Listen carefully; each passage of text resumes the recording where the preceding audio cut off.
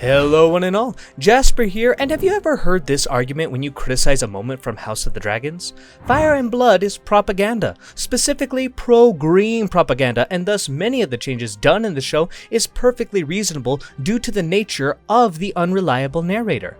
If someone ever makes this argument, my advice for you would be to simply disengage, as arguing against the mentally challenged does no one any good. But this is the internet, and I can relate to the enjoyment of thrashing an intellectually inferior opponent for others to see. I've done it often in my own comment sections, and have had it happen to me several times in the same comment sections, to be honest. Before we tackle why this argument is so bad, we first need to understand why it even exists in the first place, and we simply need to point to the murder clause himself, George R.R. Martin.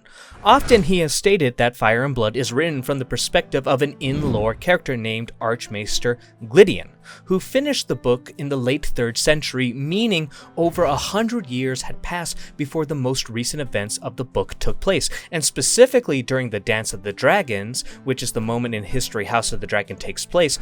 3 different sources are used by Gwydion as sources, that being Maester Orwyle, Septon Eustace, and Mushroom, the Fool. Each one of those guys are considered a biased source in one way or another. Now, this seems like a tough nut to crack. Here I've laid out that not only is it objectively true that the historical book has biased sources, even the author himself has stated it. So, with all of that, how can I possibly dismantle this argument? Quite easily, in fact, barely an inconvenience. It's a fucking fictional book! This shit was not written by a guy who read the notes of 3 other guys and then made the book. No, there was one guy who wrote this, and his name is George fucking R.R. Martin. To bring up the topic of the unreliable narrator in any sort of serious light, one must also then choose to believe that Georgie boy would have an idea for a story, but then purposefully not tell us for no discernible reason except that the narrator was biased? No self-respecting author would go out of their way to hide a better story under schlock, especially when there is no way the truth would ever be revealed to the audience. Now, I want to be clear, I'm not saying that one should ignore the biases of those who quote-unquote wrote the story. After all, George has used these aspects to great effect in previous books. I mean, just read a single chapter from Cersei, and you will see almost every other sentence is dripping with her dumbass wrong opinion. Yes, dear, you're totally right that people are going out of their way to shrink your clothes. You're not getting fat. However, at the end of the day, the characters of these stories that we focus on are not the ones telling the story, but who they are talking about. Rhaenyra, Aegon, Aemond, Daemon, and all the others.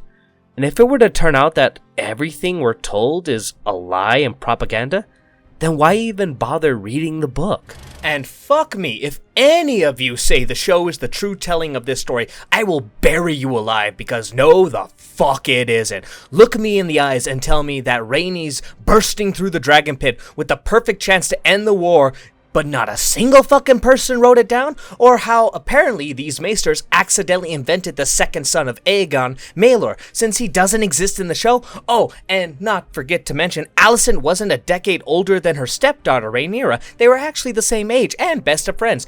The writers just changed it to fit their narratives. Fuck off. Speaking of that, what is the narrative? I've heard people say Fire and Blood is green propaganda, but I'm confident that people who say that never actually read the books.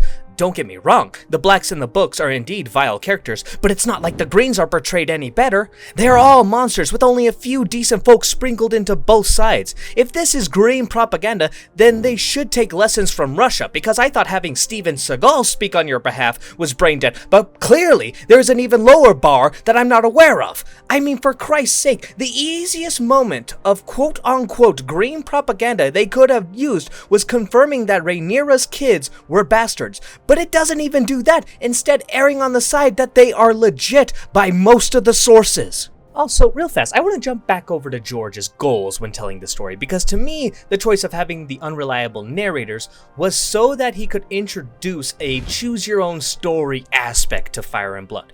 Prime example, the death of Lionel and Hardwin Strong. 4 people are stated to have possibly been involved in their death: Viserys, Corlys, Daemon, and Larys. This is likely the main motivation to have the unreliable narrator, so that way George can fit even more of his ideas into the story, so he isn't nailed down by one specific event. It wasn't to make the Greens or the Blacks look better. Why? Because that isn't as entertaining. Let's face it, the topic of the unreliable narrative does not belong into the discussion of House of the Dragons changes from the book. It should be treated just like every single other adaptation of a book, and I'm sorry show fans, but 9 times out of 10, it's worse, and it isn't even close. That's all I have to say on the topic of Fire and Blood's unreliable narrator propaganda. With that said, I hope you all enjoyed this video. Don't forget to subscribe if you want to see more, because I'm back, baby.